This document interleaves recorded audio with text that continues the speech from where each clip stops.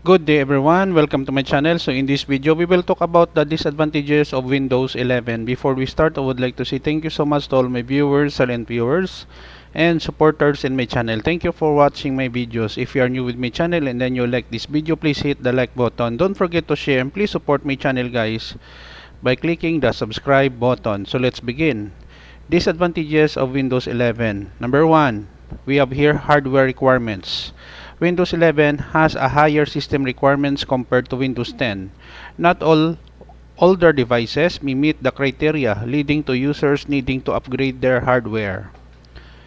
Number 2, compatibility issues. Some older software or hardware devices may not be compatible with Windows 11, causing issues for users who rely on specific applications or peripherals.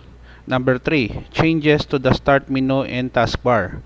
The new design of the task menu and taskbar in Windows 11 might not be appreciated by everyone. Users who are accustomed to Windows 10 interface might find the changes disruptive. Number 4, Microsoft Store limitations.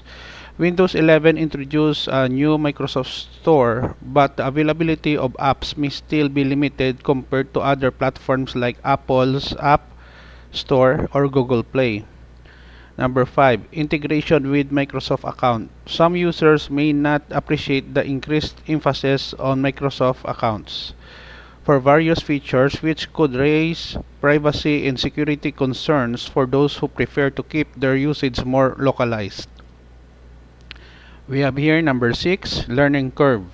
The changes in the user interface and the overall design may require users to adapt to a new system, causing a new learning curve for those who are familiar with Windows 10 environment. Number 7, gaming performance. While Windows 11 is expected to improve gaming performance with features like direct storage, not all games or hardware may fully utilize these benefits. Number 8, early bugs and issues. As with any operating system, Windows 11 initially may have some bugs and compatibility issues that need to be addressed through updates and patches. Number 9, enterprise concerns. Businesses and enterprises may face challenges in upgrading their systems due to compatibility issues with existing software, potentially leading to delays in adopting Windows 11.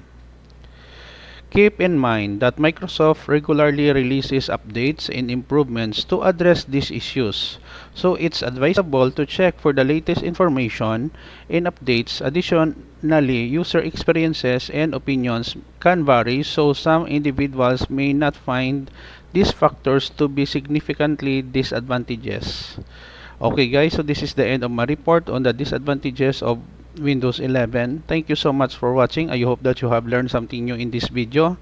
Don't forget to like, share, and please support my channel guys if you're new by clicking the subscribe button. See you in the next video tutorial guys. This is your friend Jake saying bye bye for now.